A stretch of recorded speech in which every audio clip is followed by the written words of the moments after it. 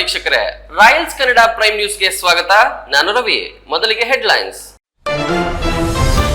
ಬೆಸ್ಕಾಂ ಖಾಸಗೀಕರಣ ವಿರೋಧಿಸಿ ಚಿಕ್ಕಬಳ್ಳಾಪುರದಲ್ಲಿ ಪ್ರತಿಭಟನೆ. ಬೆಸ್ಕಾಂ ಅಧಿಕಾರಿಗಳು ನೌಕರರು ಪ್ರತಿಭಟನೆಯಲ್ಲಿ ಭಾಗಿ. ಖಾಸಗೀಕರಣದಿಂದ ಗ್ರಾಹಕರಿಗೆ ನೌಕರರಿಗೆ ಅನ್ಯಾಯದ ಆರೋಪ ಕೂಡಲೇ ಕೈಬಿಡಲು ಒತ್ತಾಯ.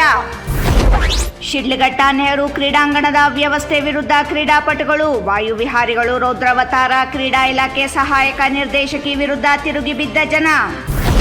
ಗುಡಿಬಂಡೆ ತಾಲೂಕಿನಲ್ಲಿ ಶಾಲಾ ಕಟ್ಟಡಗಳ ದುಸ್ಥಿತಿಗೆ ಕೊನೆ ಇಲ್ಲವಾಗಿದೆ. ದುರಸ್ತಿ ಸೇರಿದಂತೆ ನೂತನ ಕೊಠಡಿಗಳ ನಿರ್ಮಾಣ ಇಲ್ಲ. ಮೂಲಭೂತ ಸೌಕರ್ಯಗಳಿಲ್ಲದೆ ಸೊರಗುತ್ತಿರುವ ಸರ್ಕಾರಿ ಶಾಲೆಗಳು. ವಾರ್ತೆಗಳ ವಿವರ.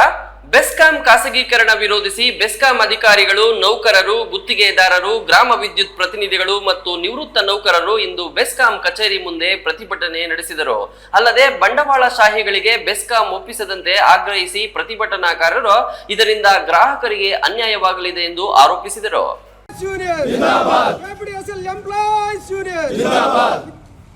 ವಿದ್ಯುತ್ ಒಕ್ಕೂಟಕ್ಕೆ ವಿದ್ಯುತ್ ಒಕ್ಕೂಟಕ್ಕೆ ವಿದ್ಯುತ್ ಒಕ್ಕೂಟಕ್ಕೆ ಬರಲಿ. ಬೆಸ್ಕಾಂ ಖಾಸಗೀಕರಣ ಮಾಡುವ ಮೂಲಕ ಗ್ರಾಹಕರು ಮತ್ತು ರೈತರಿಗೆ ಅನ್ಯಾಯ ಮಾಡಲು ಹೊರಟಿರುವ ಸರ್ಕಾರದ ಕ್ರಮ ಖಂಡಿಸಿ ಬೆಸ್ಕಾಂ ಅಧಿಕಾರಿಗಳು ಮತ್ತು ನೌಕರರು ಬೆಸ್ಕಾಂ ಕಚೇರಿ ಎದುರು ಪ್ರತಿಭಟನೆ ನಡೆಸಿದರು. ಈ ವೇಳೆ ಮಾತನಾಡಿದ ಬೆಸ್ಕಾಂ ಉಪಾಧ್ಯಕ್ಷ ಶ್ರೀನಿವಾಸ್, ಸರ್ ಏನೇನು ವ್ಯತ್ಯಾಸ ಸದ್ಯಕ್ಕೆ ಇನ್ನು ನಮಗೂ ಏನು ಪೂರ್ವ ಗೈಡ್ಲೈನ್ಸ್ ಇಲ್ಲ. ನನ್ನಿರೋ ನಾಲೆಜ್ ಪ್ರಕಾರ ಏನಂದರೆ ಅವರು ನಮ್ಮಂಗೆ ಒಂದು ಆಫೀಸ್ ಓಪನ್ ಮಾಡ್ತಾರೆ. ಇವಾಗ ನೀವು ಇಲ್ಲಿ ನಿಮಗೆ ಕರೆಂಟ್ ಇಷ್ಟ ಇಲ್ಲ ಅಂದಾಗ ಅಲ್ಲೋಗಿ ಅಪ್ಲೈ ಮಾಡ್ತಾರೆ. ಅವರು ನಮ್ಮ ಲೈನ್ಗೆ ನಾವು ಇವಾಗ ಏನು ಮೀಟ್ರ್ ಹಾಕ್ತಾಯಿದ್ದೀವಿ ಅದಕ್ಕೆ ಮೀಟ್ರ್ ಹಾಕಿ ಕರೆಂಟ್ ಕೊಡ್ತಾರೆ. ನಮ್ಮ ಆವಾಗ ಅವರು ನಮ್ಮದು ಟ್ರಾನ್ಸ್ಮಿಷನ್ನು ಡಿಸ್ಟ್ರಿಬ್ಯೂಷನ್ ಇರುತ್ತಲ್ಲ, ಯೂನಿಟಿಗೆ ಇಷ್ಟು ಅಂತ ದುಡ್ಡು ಕಟ್ತಾರೆ. ಅದಕ್ಕೆ ಲೈನು ಮೇಂಟೆನೆನ್ಸ್ ಮಾಡ್ಬೇಕಾಗಿರೋದಲ್ಲ ನಾವೇ. ಇವಾಗ ಮಳೆ ಬಿದ್ದೋದ್ರು, ಬಂದು ಕಂಬ ಬಿದ್ದೋದ್ರು ರಿಪ್ಲೇಸ್ ಮಾಡ್ಬೇಕಾಗಿರೋದು ನಾವೇ ಅಂತ ಇಲ್ಲ. ನಾನು ಪ್ರಕೃತಿ ವಿಕೋಪ ಆದರೆ ಎಲ್ಲರೂ ಮಾಡ್ಬೇಕಾಗಿರೋದು ಅವ್ರೆ. ಬಿಸ್ನೆಸ್ಗೋಸ್ಕರ ಮಾಡ್ತಾ ಇದ್ದಾರೆ ಅಷ್ಟೇ. ಏನು ಅದು ಅಂದರೆ ಅದಕ್ಕೂ KERC ಲಿಮಿಟ್ ಮಾಡುತ್ತೆ. ಇವಾಗ ನಮ್ಮದು KERC ಲಿಮಿಟ್ ಮಾಡುತ್ತೆ. ನಾವು ಅದ್ರ ಪ್ರಕಾರವಾಗಿ ನಾವು ಜನರಿಗೆ ಕೊಟ್ಟಿರ್ತೀವಿ. ಅವ್ರು ಏನಾದರೂ ನಮಗಿನ್ನ ಕಡಿಮೆ ಇರಬೇಕು, ನಮಗೆ ಈಕ್ವಲ್ ಆಗಿ ಇದ್ರೆ ನಮಗಿನ್ನ ಕಡಿಮೆ ಆಗಿದೆ. ಅದನ್ನ KERC ಡೈರೆಕ್ಷನ್ಸ್ ಕೊಡುತ್ತೆ, ಯಾವ ಥರ ಮಾಡಬೇಕು, ಏನೇನು ಮಾಡಬೇಕು ಅಂತ. ನಿಮ್ಮದು ಇರುತ್ತೆ, ಪ್ರೈವೇಟ್ ಇರುತ್ತೆ ಅಷ್ಟೇ. ಇವಾಗ ಆಲ್ರೆಡಿ ಡೆಲ್ಲಿ, ಒರಿಸ್ಸಾ ಎಲ್ಲ ಇದೆ. ಒಡಿಸ್ಸಾದಲ್ಲಿ ಭಾಳಷ್ಟು ಫೇಲ್ಯೂರ್ ಆಗಿದೆ, ಸರಿಯಾಗಿ ಮೇಂಟೈನ್ ಮಾಡ್ತಾ ಇಲ್ಲ ಅಂತ ಹೇಳ್ಬಿಟ್ಟು ಪಬ್ಲಿಕ್ ಕಡೆಯಿಂದ ಭಾಳ ಆಕ್ಷೇಪಣೆ ಇದೆ. ಅಂದರೆ ಅವರು ಬಿಸ್ನೆಸ್ ಮಾಡ್ಲಿಕ್ಕೆ ಮಾಡ್ಬೋದು, ಬಟ್ ಅದೇ ನಾವು ರೈತರಿಗೆ ಎಲ್ಲ ಸಬ್ಸಿಡಿ ಕೊಡ್ತೀವಿ, ಫ್ರೀ ಕರೆಂಟ್ ಕೊಡ್ತೀವಿ. ಇವಾಗ ನಾವು ಗೃಹಜ್ಯೋತಿನೂ ಕೊಡ್ತಾಯಿದ್ದೀವಿ. ನಮ್ಗೆ 1 ತಿಂಗಳಾಗಲಿ 2 ತಿಂಗಳಾಗಲಿ ಲೇಟಾಗಿ ಬಂದರೆ ನಾವೇನು ಡಿಸ್ಕನೆಕ್ಟ್ ಮಾಡಲ್ಲ. ಗೌರ್ಮೆಂಟು ಬರುತ್ತೆ. ಅದೇ ಅವ್ರದಾಗ ಏನು ಡಿಲೇ ಆದಾಗ ಡಿಸ್ಕನೆಕ್ಟ್ ಮಾಡ್ಬೋದು. ಆ ಥರ ಇರ್ತವೆ ಅವರು ಕಂಡೀಷನ್ಸು. ನಾವು ಆಚೆ ಬಾಚೆ ಆದ್ರೂ ಏನೋ ಈ ತಿಂಗಳೆಲ್ಲ ಇನ್ನೊಂದು ತಿಂಗಳು ನಾವು ಇದು ಮಾಡ್ಕೊಂಡು ಹೋಗ್ತೀವಿ. ಎಲ್ಲ ಸರ್ಕಾರ.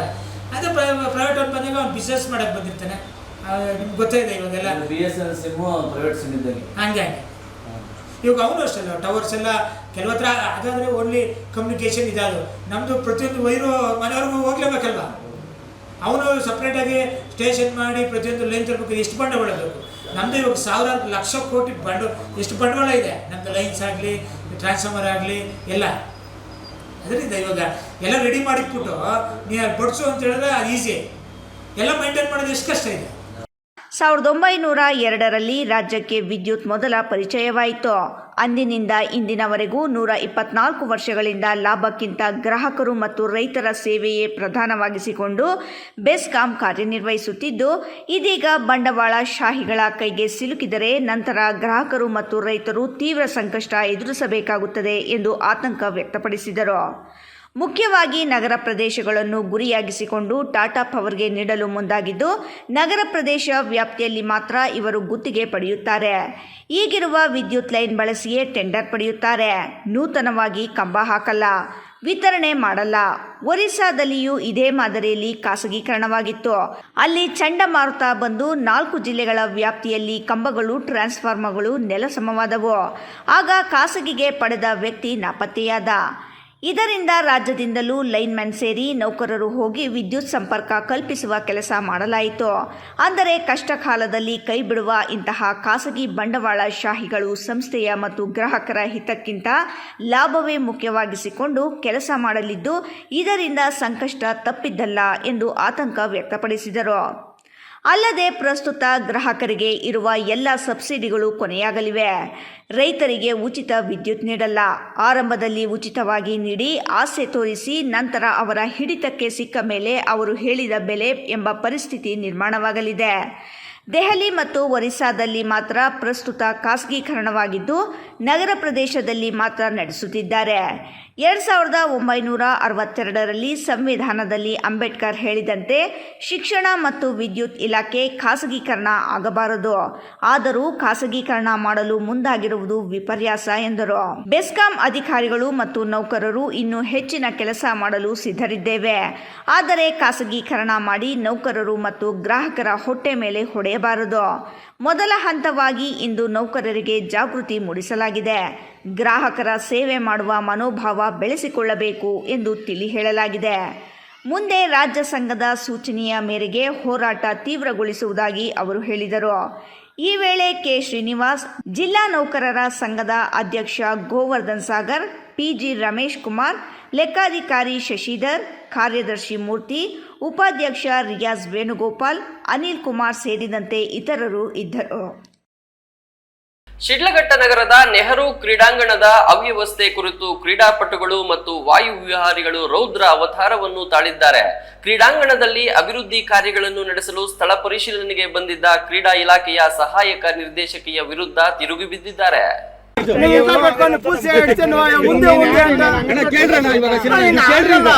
ಶಿಡ್ಲಘಟ್ಟ ನಗರದ ನೆಹರು ಕ್ರೀಡಾಂಗಣದ ಅವ್ಯವಸ್ಥೆ ಕುರಿತು ಕ್ರೀಡಾಪಟುಗಳು ಮತ್ತು ವಾಯು ವಿಹಾರಿಗಳು ರೌದ್ರ ಅವತಾರವನ್ನು ತಾಳಿದ್ದಾರೆ. ಕ್ರೀಡಾಂಗಣದಲ್ಲಿ ಅಭಿವೃದ್ಧಿ ಕಾರ್ಯಗಳನ್ನು ನಡೆಸಲು ಸ್ಥಳ ಪರಿಶೀಲನೆಗೆ ಬಂದಿದ್ದ ಕ್ರೀಡಾ ಇಲಾಖೆಯ ಸಹಾಯಕ ನಿರ್ದೇಶಕಿಯ ವಿರುದ್ಧ ತಿರುಗಿಬಿದ್ದಿದ್ದಾರೆ. ಕ್ರೀಡಾ ಇಲಾಖೆಯಿಂದ 10 ಲಕ್ಷ ರುಗಳ ಅನುದಾನ ಬಂದ ಹಿನ್ನೆಲೆಯಲ್ಲಿ ದುರ್ನಾತ ಬೀರುತ್ತಿರುವ ಶೌಚಾಲಯದ ಅಭಿವೃದ್ಧಿ, ಕಾಂಪೌಂಡ್ ನಿರ್ಮಾಣ, ಸುಣ್ಣ ಬಣ್ಣ ಇನ್ನಿತರೆ ಅಭಿವೃದ್ಧಿ ಕಾಮಗಾರಿಗಳನ್ನು ಕೈಗೊಳ್ಳಲು ಸ್ಥಳ ಪರಿಶೀಲನೆ ಮಾಡಲು ಬಂದ ಯುವಜನ ಸೇವಾ ಮತ್ತು ಕ್ರೀಡಾ ಇಲಾಖೆಯ ಜಿಲ್ಲಾ ಸಹಾಯಕ ನಿರ್ದೇಶಕಿ ಜಯಲಕ್ಷ್ಮಿ ಅವರನ್ನು ಕ್ರೀಡಾಪಟುಗಳು ಮತ್ತು ವಾಯು ವಿಹಾರಿಗಳು ಇಲ್ಲಿನ ಅವ್ಯವಸ್ಥೆಯನ್ನು ಬಿಡಿಬಿಡಿಯಾಗಿ ವಿವರಿಸಿ ಆಕ್ರೋಶ ವ್ಯಕ್ತಪಡಿಸಿದರು. ನಗರದ ಕ್ರೀಡಾಂಗಣ ವ್ಯವಸ್ಥೆಯಿಂದ ಕೂಡಿದೆ. ಇಲ್ಲಿ ಬೀದಿ ನಾಯಿಗಳ ಹಾವಳಿ ಹೆಚ್ಚಾಗಿದೆ. ಬೆಳಿಗ್ಗೆ ವಾಯು ವಿಹಾರಕ್ಕೆ ಬಂದರೆ ಇಲ್ಲಿ ಮದ್ಯದ ಬಾಟಲಿಗಳ ದರ್ಶನವಾಗುತ್ತದೆ. ಜೊತೆಗೆ ಖಾಸಗಿ ಕಾರ್ಯಕ್ರಮಗಳಿಂದ ಚರಂಡಿಯ ಮೇಲೆ ಹಾಕಿರುವ ಹೊದಿಕೆಗಳು ನಾಶವಾದರೂ ಅದನ್ನು ಕೇಳುವವರು ಇಲ್ಲ. ಖಾಸಗಿ ಕಾರ್ಯಕ್ರಮಗಳಿಗೆ ಯಾವುದೇ ಕಾರಣಕ್ಕೂ ಅನುಮತಿ ಕೊಡಬಾರದು. ಕೊಟ್ರೆ ನಾವೇ ಕಾರ್ಯಕ್ರಮವನ್ನು ನಿಲ್ಲಿಸುತ್ತೇವೆ ಎಂದು ಎಚ್ಚರಿಸಿದರು. ಚುನಾವಣೆ ಸಂದರ್ಭದಲ್ಲಿ ಕ್ರೀಡಾಂಗಣದ ಒಳಗೆ ಬಸ್ಸುಗಳನ್ನು ನಿಲ್ಲಿಸುತ್ತಾರೆ. ಆ ಸಂದರ್ಭದಲ್ಲಿ ಸಹ ಡಗ್ ಸ್ಯಾಪ್ ಹಾಳಾಗಿದೆ. ಇಲಾಖೆಯ ಅಧಿಕಾರಿಗಳು ಕಣ್ಮುಚ್ಚಿ ಕುಳಿತುಕೊಂಡಿದ್ದಾರೆ. ಇಲಾಖೆಯ ಆಸ್ತಿಯನ್ನು ಸಂರಕ್ಷಣೆ ಮಾಡುವ ಜವಾಬ್ದಾರಿ ಇಲ್ವೇ ಎಂದು ನಾಗರಿಕರು ಪ್ರಶ್ನಿಸಿದರು. ಇನ್ನು ಇಲಾಖೆಯಿಂದ ಕ್ರೀಡಾಪಟುಗಳಿಗೆ ಯಾವುದೇ ರೀತಿಯ ಸೌಲಭ್ಯ ಕೊಡುತ್ತಿಲ್ಲ ಎಂದು ಪ್ರಶ್ನಿಸಿದಾಗ ಕೆಲವೊಂದು ವಸ್ತುಗಳನ್ನು ನೀಡಿದ್ದೇವೆ ಎಂದು ಹಾರೈಕೆ ಉತ್ತರ ನೀಡಿದರೂ ಇಲಾಖೆಯಿಂದ ನೀಡಿರುವ ಸೌಲಭ್ಯಗಳನ್ನು ಕ್ರೀಡಾಪಟುಗಳಿಗೆ ನೀಡಬೇಕೆಂದು ಸಹಾಯಕ ನಿರ್ದೇಶಕರು ವಾಚ್ಮ್ಯಾನ್ ಶ್ರೀನಿವಾಸ್ಗೆ ನಿರ್ದೇಶನ ನೀಡಿದರು. ಕ್ರೀಡಾಂಗಣಕ್ಕೆ ಆಟವಾಡಲು ಬರುವ ಕ್ರೀಡಾಪಟುಗಳಿಗೆ ಇಲಾಖೆಯಿಂದ ನೀಡುವ ಸೌಲಭ್ಯಗಳು ನೀಡಬೇಕು ಎಂದು ತಾಕೀತು ಮಾಡಿದರು. ಇನ್ನು ನೆಹರು ಕ್ರೀಡಾಂಗಣದಲ್ಲಿ ಕಾರ್ಯಕ್ರಮಗಳಿಗೆ ಅನುಮತಿ ನಡೆಯುವ ಅಧಿಕಾರ ತಮಗಿಲ್ಲ. ಏನಿದ್ದರೂ ಕೇಂದ್ರ ಕಚೇರಿಯಿಂದ ಮಾತ್ರ ನೀಡಲಾಗುತ್ತದೆ ಎಂದು ಜಿಲ್ಲಾ ಸಹಾಯಕ ನಿರ್ದೇಶಕರು ಸ್ಪಷ್ಟಪಡಿಸಿ, ಸರ್ಕಾರದಿಂದ ಅನುದಾನ ಬಂದಾಗ ಮಾತ್ರ ಕ್ರೀಡಾಂಗಣದಲ್ಲಿ ಅಭಿವೃದ್ಧಿ ಕಾರ್ಯಗಳನ್ನು ಕೈಗೊಳ್ಳಲು ಸಾಧ್ಯ. ಅನುದಾನ ಇಲ್ಲದಿದ್ದರೆ ನಾನು ಏನು ಮಾಡಕ್ಕಾಗುತ್ತದೆ ಎಂದು ತಮ್ಮ ಅಸಹಾಯಕತೆಯನ್ನು ವ್ಯಕ್ತಪಡಿಸಿದರು. ಕ್ರೀಡಾ ಇಲಾಖೆಯ ಸಹಾಯಕಿ ನಿರ್ದೇಶಕಿ ಜಯಲಕ್ಷ್ಮಿ ಮಾತನಾಡಿ, ಮಳೆ ಬಂದ್ರೆ ವಿಪರೀತ ತೊಂದರೆ ಆಗುತ್ತೆ. ಇವಾಗ ನಾವು ನೋಡೇ ಇಲ್ಲ ಅಂತ ಇದ್ರಿ. ಅಲ್ಲ, ಇದುವರೆಗೆ ಎಷ್ಟು ವಿಸಿಟ್ ಕೊಟ್ಟಿದ್ರಿ ಮೇಡಮ್? ನಾನು 1.5 ತಿಂಗಳಿಗೆ ಒಂದ್ಸಲ ವಿಸಿಟ್ ಮಾಡ್ತೀನಿ. ಮತ್ತೆ ಅವಾಗ ನೋಡಿಲ್ವಾ? ನೋಡಿದ್ರೆ ದುಡ್ಡು ಇರ್ಬೇಕಲ್ಲ ಸರ್. ಹೇಳ್ತಾ ಇದೀನಿ, ನಾವು ನೋಡೇ ಇಲ್ಲ, ಇವಾಗ ನೋಡ್ತಾ ಇದೀವಿ ಅಂತ. ಇಲ್ಲ ಸರ್, ಅಲ್ಲಿಗೆ ಅವಾಗ ಕೊಡ್ಬೋದಾ ಇಲ್ಲ ನೀವು ಲೆಟರ್? ಬಂದಿರ್ಲಿಲ್ಲ. ಅವಾಗ ಕೊಡ್ಬೋದಾ ಇಲ್ಲ ಲೆಟರ್ ನೋಡಿದಾಗ? ಅವಾಗ ಕೊಟ್ಟಿರೋದಕ್ಕೆ ಸರ್ ಇವಾಗ ಅಮೌಂಟ್ ಬಂದಿರೋದು. ಏನ್ ಪಿಚ್ಚಿಗೆ ಇದಕ್ಕೆ? ನೆಹರು ಕ್ರೀಡಾಂಗಣದ ಅಭಿವೃದ್ಧಿಗೆ 10 ಲಕ್ಷ ರುಗಳ ಅನುದಾನ ಬಂದಿದೆ.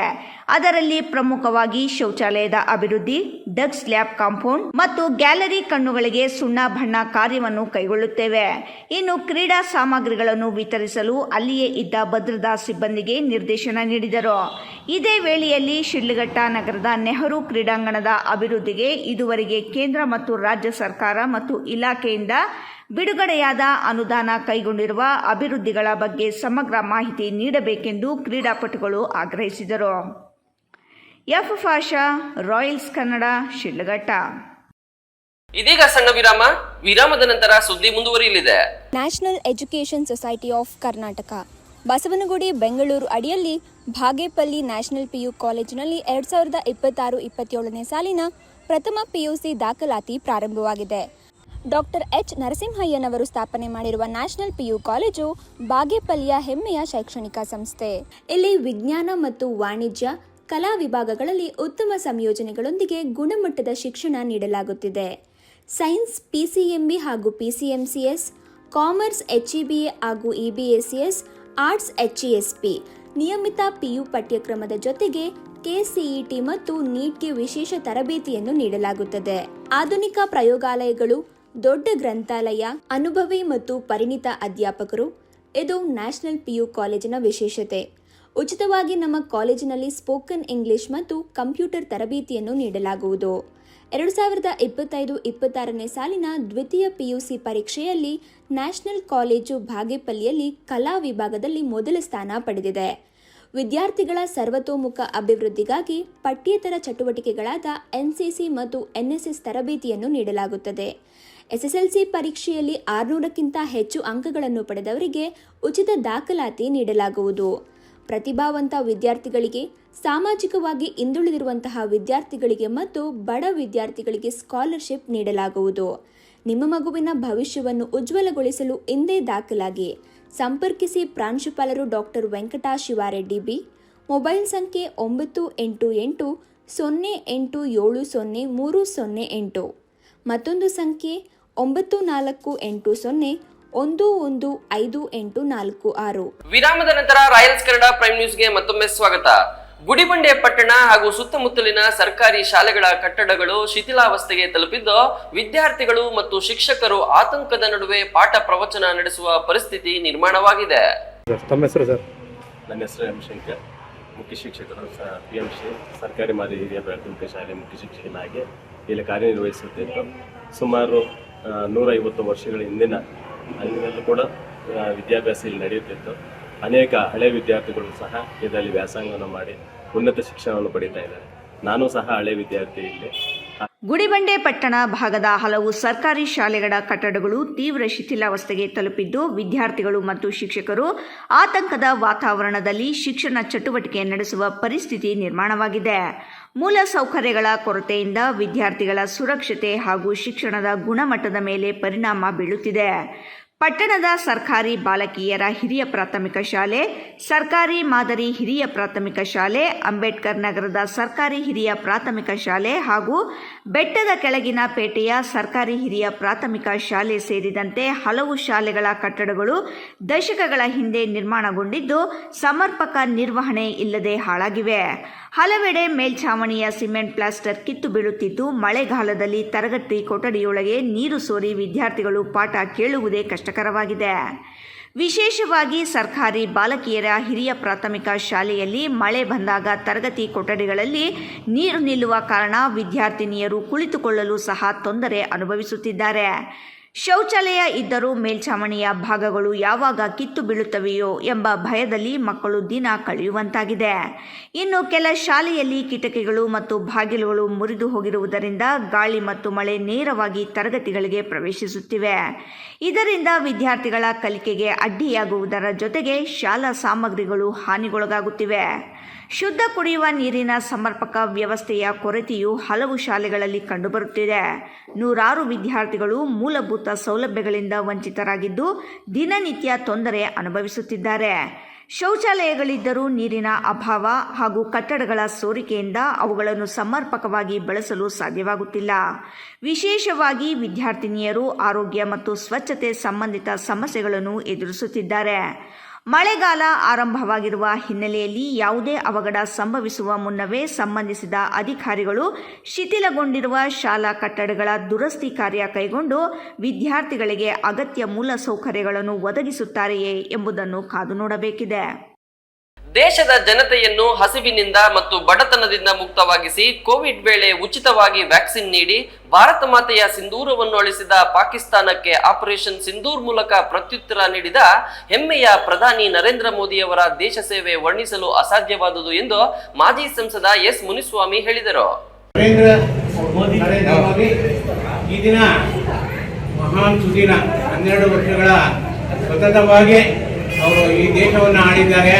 ಎಲ್ಲ ನಮಗೆ ಸ್ವಾತಂತ್ರ್ಯ ಬಂದು ಚಿಂತಾಮಣಿ ನಗರದ ಕೆಎಸ್ಆರ್ಟಿಸಿ ಬಸ್ ಡಿಪೋ ಮುಂಭಾಗದ ಗಣೇಶನ ದೇವಾಲಯದಲ್ಲಿ ಪ್ರಧಾನಿ ನರೇಂದ್ರ ಮೋದಿ ಹೆಸರಿನಲ್ಲಿ ವಿಶೇಷ ಪೂಜೆ ಸಲ್ಲಿಸಿ ಬಿಜೆಪಿ ಕಚೇರಿಯಲ್ಲಿ ಮಾತನಾಡಿದ ಮಾಜಿ ಸಂಸದ ಮುನಿಸ್ವಾಮಿ, ಸಂದರ್ಭದಲ್ಲಿ ಈ ಕಾಂಗ್ರೆಸ್ ಸರ್ಕಾರ 60-70 ವರ್ಷ ಏನು ಆಡಳಿತ ನಡೆದು ಪೋಲಿಯೋ ಲಸಿಕೆ ಕಂಡುಹಿಡಿಯೋದಕ್ಕೆ 20 ವರ್ಷ 30 ವರ್ಷ 40 ವರ್ಷ ತಗೊಂಡು ಆದರೆ ಸನ್ಮಾನ್ಯ ನರೇಂದ್ರ ಮೋದಿಜಿಯವರು ಪ್ರಧಾನಮಂತ್ರಿ ಆದಮೇಲೆ ಏನು ಕರೋನಾ ಬಂತು 2019ರಲ್ಲಿ ಒಂದೇ ಬಾರಿ 2 ಲಸಿಕೆನ ಕೋವಿಶೀಲ್ಡ್ ಮತ್ತು ಕೋವ್ಯಾಕ್ಸಿನ್ ಅಂತ 2ನ್ನ ಕಂಡುಹಿಡಿದು ಇಡೀ ದೇಶದಲ್ಲಿರ್ತಕ್ಕಂಥ ಪ್ರತಿಯೊಬ್ಬರಿಗೂ ಉಚಿತವಾಗಿ ಕರೋನಾ ವ್ಯಾಕ್ಸಿನ್ ರಾಹುಲ್ ಗಾಂಧಿಗೂ ಸೇರಿ ಇಲ್ಲಿರ್ತಕ್ಕಂಥ ಸುಧಾಕರ್ ಅವ್ರಿಗೂ ಸಿದ್ದರಾಮಯ್ಯವ್ರಿಗೂ ಡಿ.ಕೆ. ಶಿವಕುಮಾರ್ ಅವ್ರಿಗೂ ಸೇರಿ ಉಚಿತವಾಗಿ ಕೊಟ್ಟಿರ್ತಕ್ಕಂಥ ಕೀರ್ತಿ ಸನ್ಮಾನ್ಯ ನರೇಂದ್ರ ಮೋದಿಜಿಯವ್ರಿಗೆ ಸೇರಬೇಕು.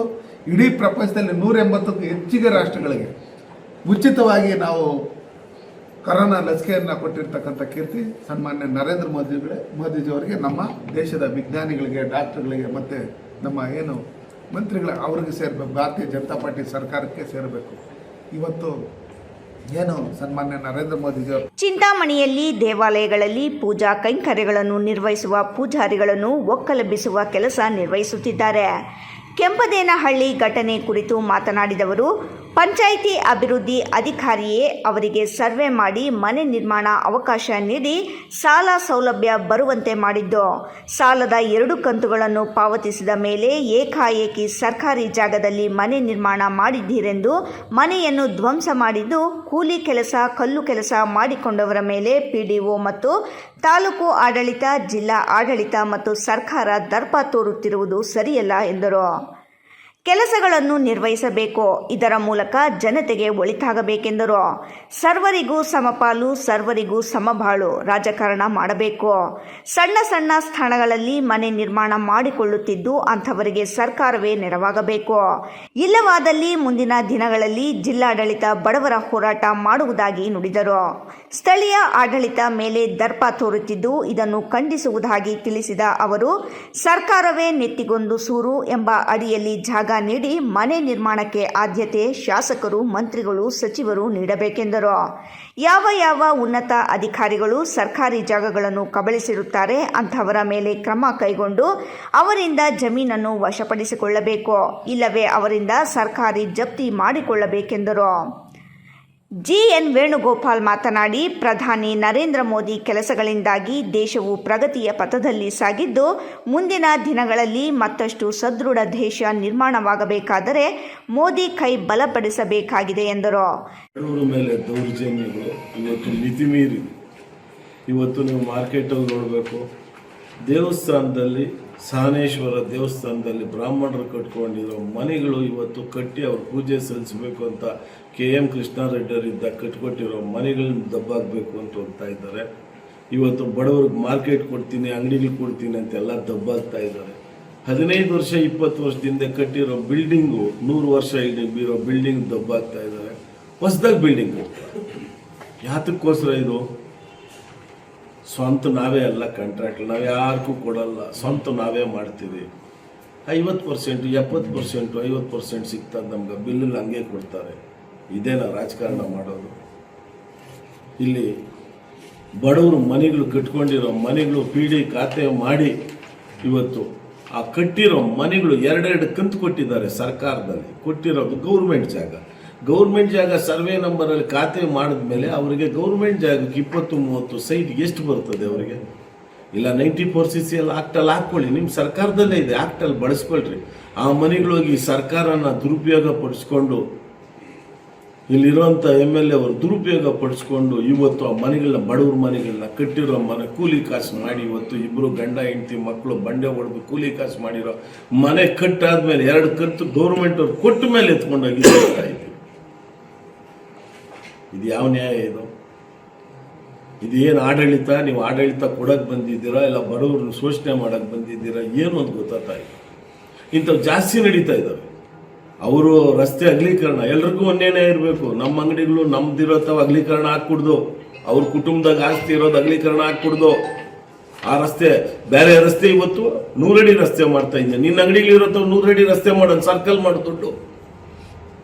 ಇವತ್ತು ನಿಮ್ಮ ಕಾಂಪ್ಲೆಕ್ಸ್ ಇರೋತಾವ ಸರ್ಕಲ್ ಮಾಡು, ದೊಡ್ಡ ಸರ್ಕಲ್ ಮಾಡು, ನಾವು ಒಪ್ಕೊಂತೀರಿ.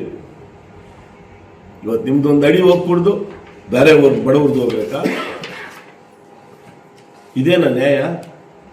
ಇದೆಲ್ಲ ದೌರ್ಜನ್ಯವಾಗಿ ಮಾಡ್ತಾ ಇರೋದು. ಇವನ್ನೆಲ್ಲ ನಿಲ್ಲಿಸ್ದಿದ್ರೆ ಇವತ್ತು ನಾವು ಅಲ್ಲಿ ಹೋಗಿ ನಿಲ್ಲಿಸುವಂಥ ಕಾರ್ಯಕ್ರಮ ಮಾಡ್ತೀರಿ. ಇಲ್ಲ ಇದ್ರ ಬಗ್ಗೆನೇ ಮುಂದೆ ಧರಣಿ.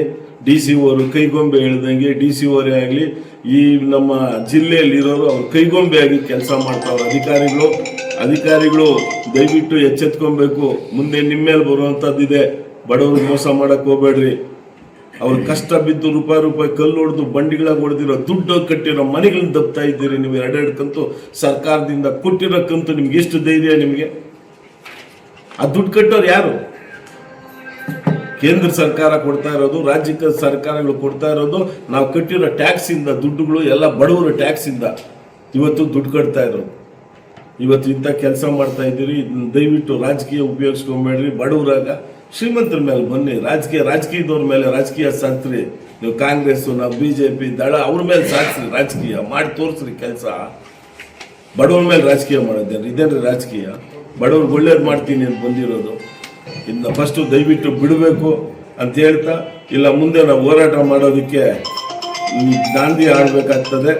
ಆದ್ದರಿಂದ ದಯವಿಟ್ಟು ಈ ಬಡವರಿಗೆ ಶೋಷಣೆ ಮಾಡುವಂಥದ್ದನ್ನ ನಿಲ್ಲಿಸಬೇಕು ಅಂತ ಕೇಳ್ಕೊಂತ, ಮುಂದೆ ನಮ್ಮ MP ಅವರು ನಮ್ಮ ನರೇಂದ್ರ ಮೋದಿ ಅವರ ಸ್ಥಳೀಯ ಶಾಸಕರು ತಮ್ಮ ಸ್ವಾರ್ಥಕ್ಕಾಗಿ ಮತ್ತು ಕಾಂಟ್ರಾಕ್ಟ್ ಆಸೆಯ ಆಮಿಷಗಳಿಗಾಗಿ ಇಂತಹ ದೌರ್ಜನ್ಯದ ಕೆಲಸಗಳನ್ನು ಮಾಡುತ್ತಿದ್ದಾರೆ.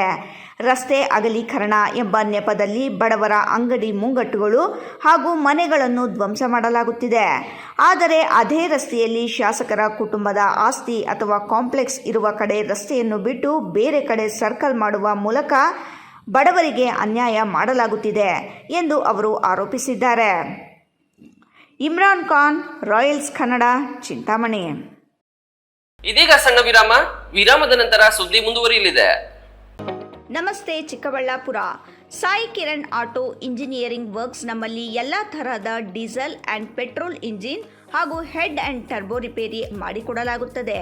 ಇಷ್ಟೇ ಅಲ್ಲದೆ crank shaft grinding, head valve seating, head surfacing, connecting rod bushing cutting, crank shaft crack checking, engine reboring service ಮಾಡಿಕೊಡಲಾಗುವುದು. ನೀವು ಬೈಕ್ ಖರೀದಿಸುವ ಪ್ಲಾನ್ ಮಾಡಿದ್ದೀರಾ? ಅದು ಏಕೋ ಫ್ರೆಂಡ್ಲಿ ಗಾಡಿಯಾಗಿರಬೇಕಾ? ಹಾಗಾದರೆ ನಿಮಗಿದು good news. Just 39,000 rupees pay ಮಾಡಿ ಎಲೆಕ್ಟ್ರಿಕ್ ಬೈಕ್ ನಿಮ್ಮನೆಗೆ ತಗೊಂಡು ಹೋಗಿ. ಈ ಬೈಕ್ಗೆ ಯಾವುದೇ RTO ರಿಜಿಸ್ಟ್ರೇಷನ್ ಆಗಲಿ, ಡ್ರೈವಿಂಗ್ ಲೈಸೆನ್ಸ್ ಆಗಲಿ ಬೇಕಾಗಿಲ್ಲ. ಮತ್ತು ನಮ್ಮ EV ಬೈಕಲ್ಲಿ MCB ಲಾಕ್ ಸಿಸ್ಟಮ್ ಇರುವ ಕಾರಣ ಕಳುವಾಗುವ ಭಯ ಬೇಕಿಲ್ಲ. ಫ್ರೆಂಡ್ಸ್, ಮತ್ತೇಕ್ ತಡ, ಈಗಲೇ ಭೇಟಿ ಮಾಡಿ Sai Kiran auto engineering works, bypass ರಸ್ತೆ, ವಾಪಸಂದ್ರ ಫ್ಲೈಓವರ್ ಹತ್ತಿರ, ಚಿಕ್ಕಬಳ್ಳಾಪುರ. Mobile number 9449265814. ಮತ್ತೊಂದು ನಂಬರ್ 9845190234. ವಿರಾಮದ ನಂತರ ರಾಯಲ್ಸ್ ಕನ್ನಡ ಪ್ರೈಮ್ ನ್ಯೂಸ್ಗೆ ಮತ್ತೊಮ್ಮೆ ಸ್ವಾಗತ. ಟಿಪ್ಪರ್ಗಳ ಮೂಲಕ ಕೆರೆಯಲ್ಲಿ ಎಗ್ಗಿಲ್ಲದೆ ಅಕ್ರಮವಾಗಿ ಮಣ್ಣು ಲೂಟಿ ಮಾಡುತ್ತಿದ್ದರೋ ಗ್ರಾಮ ಪಂಚಾಯಿತಿ PDO ರಮೇಶ್ ನಾಯಕ್ ಹಾಗೂ ಮಾಸ್ತಿ ಹೋಬಳಿ ರೆವಿನ್ಯೂ ಇನ್ಸ್ಪೆಕ್ಟರ್ ನಾರಾಯಣಸ್ವಾಮಿ ಕಣ್ಣು ಮುಚ್ಚಿ ಕುಳಿತಿದ್ದಾರೆ ಎಂದು ಸ್ಥಳೀಯರು ಆಕ್ರೋಶ ವ್ಯಕ್ತಪಡಿಸಿದ್ದಾರೆ. ಕೋಲಾರ ಜಿಲ್ಲೆ ಮಾಲೂರು ತಾಲೂಕಿನ ಮಾಸ್ತಿ ಹೋಬಳಿಯ ಕೂರ್ನಹೊಸಹಳ್ಳಿ ಗ್ರಾಮದ ಕೆರೆಯಲ್ಲಿ ಅಕ್ರಮವಾಗಿ ರಾಜಾರೋಷವಾಗಿ 10 ಟಿಪ್ಪರ್ ಲಾರಿಗಳ ಮೂಲಕ ಮಣ್ಣು ಸಾಗಣೆಯನ್ನು ಎಗ್ಗಿಲ್ಲದೆ ನಡೆಸುತ್ತಿದ್ದಾರೆ. ಒಂದು ವಾರದಿಂದ ಕೆರೆಯಲ್ಲಿ ಅಕ್ರಮ ಮಣ್ಣು ಲೂಟಿ ಮಾಡುತ್ತಿದ್ದರು. ಹುಳಿದೇನಹಳ್ಳಿ ಗ್ರಾಮ ಪಂಚಾಯಿತಿ ಪಿಡಿಒ ರಮೇಶ್ ನಾಯಕ್ ಹಾಗೂ ಮಾಸ್ತಿ ಹೋಬಳಿ ಆರ್ಐ ನಾರಾಯಣಸ್ವಾಮಿ ಮಣ್ಣು ದಂಧೆಗೆ ಕಡಿವಾಣ ಹಾಕಿಲ್ಲ. ಇನ್ನು ಮಣ್ಣು ದಂಧೆಕೋರರ ಬಳಿ ಲಂಚ ಪಡೆದು ಅಕ್ರಮ ಮಣ್ಣು ದಂಧೆಗೆ ಸಾಥ್ ನೀಡುತ್ತಿದ್ದಾರೆ ಎಂಬ ಆರೋಪ ಕೇಳಿಬಂದಿದೆ. ಇನ್ನು ಕೆರೆಯಲ್ಲಿ ಜೆಸಿಬಿ ಮತ್ತು ಟಿಪ್ಪರ್ ಲಾರಿಗಳ ಸದ್ದು ಜೋರಾಗಿದೆ. ಅಲ್ಲದೆ ಮಾಲೂರು ತಾಲೂಕಿನಲ್ಲಿ ಮಣ್ಣು ದಂಧೆ ಅಲ್ಲದೆ ಅಕ್ರಮಗಳ ಸದ್ದು ಮಾಡುತ್ತಿದ್ದರೂ ಪೊಲೀಸ್ ಇಲಾಖೆ ಹಾಗೂ ಕಂದಾಯ ಇಲಾಖೆ ಅಧಿಕಾರಿಗಳು ಅಕ್ರಮಗಳನ್ನು ತಡೆಯಲು ವಿಫಲರಾಗಿದ್ದಾರೆ. ಶಾಸಕ ಕೆವೈ ನಂಜೇಗೌಡರ ಬೆಂಬಲಿತ ಹುಂಗೇನಹಳ್ಳಿ ಗ್ರಾಮದ ಶ್ರೀನಿವಾಸ್ ರಾಜಾರೋಷವಾಗಿ ಅಕ್ರಮ ಮಣ್ಣು ದಂಧೆ ನಡೆಸುತ್ತಿದ್ದಾರೆ. ಮಣ್ಣು ದಂಧೆಗೆ ಯಾವುದೇ ಅನುಮತಿ ಇಲ್ಲದೆ ಸರ್ಕಾರದ ಬೊಕ್ಕಸಕ್ಕೆ ನಷ್ಟ ಉಂಟು ಮಾಡಿ ಇಟ್ಟಿಗೆ ಕಾರ್ಖಾನೆಗಳಿಗೆ ಹೊರ ರಾಜ್ಯಗಳಿಗೆ ಟಿಪ್ಪರ್ ಲಾರಿಗಳ ಮೂಲಕ ಎಗ್ಗಿಲ್ಲದೆ ಅಕ್ರಮ ಮಣ್ಣು ಲೂಟಿ ಮಾಡುತ್ತಿದ್ದಾರೆ. ಗಣಿ ಮತ್ತು ಭೂ ವಿಜ್ಞಾನ ಇಲಾಖೆ ಹಾಗೂ ತಾಲೂಕು ತಹಸೀಲ್ದಾರ್ ರವರು ಕೂಡಲೇ ಟಿಪ್ಪರ್ ಲಾರಿಗಳ ಮೇಲೆ ಕೇಸು ದಾಖಲಿಸಿ ಮಣ್ಣು ದಂಧೆಕೋರರ ಮೇಲೆ ಕಾನೂನು ಕ್ರಮಕ್ಕೆ ಸ್ಥಳೀಯರು ಒತ್ತಾಯಿಸಿದ್ದಾರೆ. ಇದೀಗ ಮತ್ತೊಮ್ಮೆ ಹೆಡ್ಲೈನ್ಸ್. ಬೆಸ್ಕಾಂ ಖಾಸಗೀಕರಣ ವಿರೋಧಿಸಿ ಚಿಕ್ಕಬಳ್ಳಾಪುರದಲ್ಲಿ ಪ್ರತಿಭಟನೆ. ಬೆಸ್ಕಾಂ ಅಧಿಕಾರಿಗಳು ನೌಕರರು ಪ್ರತಿಭಟನೆಯಲ್ಲಿ ಭಾಗಿ. ಖಾಸಗೀಕರಣದಿಂದ ಗ್ರಾಹಕರಿಗೆ ನೌಕರರಿಗೆ ಅನ್ಯಾಯದ ಆರೋಪ ಕೂಡಲೇ ಕೈಬಿಡಲು ಒತ್ತಾಯ. ಶಿಡ್ಲಘಟ್ಟ ನೆಹರು ಕ್ರೀಡಾಂಗಣದ ವ್ಯವಸ್ಥೆ ವಿರುದ್ಧ ಕ್ರೀಡಾಪಟುಗಳು. ವಾಯುವಿಹಾರಿಗಳು ರೌದ್ರಾವತಾರ. ಕ್ರೀಡಾ ಇಲಾಖೆ ಸಹಾಯಕ ನಿರ್ದೇಶಕಿ ವಿರುದ್ಧ ತಿರುಗಿ ಬಿದ್ದ ಜನ. ಗುಡಿಬಂಡೆ ತಾಲೂಕಿನಲ್ಲಿ ಶಾಲಾ ಕಟ್ಟಡಗಳ ದುಸ್ಥಿತಿಗೆ ಕೊನೆ ಇಲ್ಲವಾಗಿದೆ. ದುರಸ್ತಿ ಸೇರಿದಂತೆ ನೂತನ ಕೊಠಡಿಗಳ ನಿರ್ಮಾಣ ಇಲ್ಲ. ಮೂಲಭೂತ ಸೌಕರ್ಯಗಳಿಲ್ಲದೆ ಸೊರಗುತ್ತಿರುವ ಸರ್ಕಾರಿ ಶಾಲೆಗಳು. ಇಂದಿನ ಸುದ್ದಿ ಮುಕ್ತಾಯವಾಯಿತು. ನಮಸ್ಕಾರ.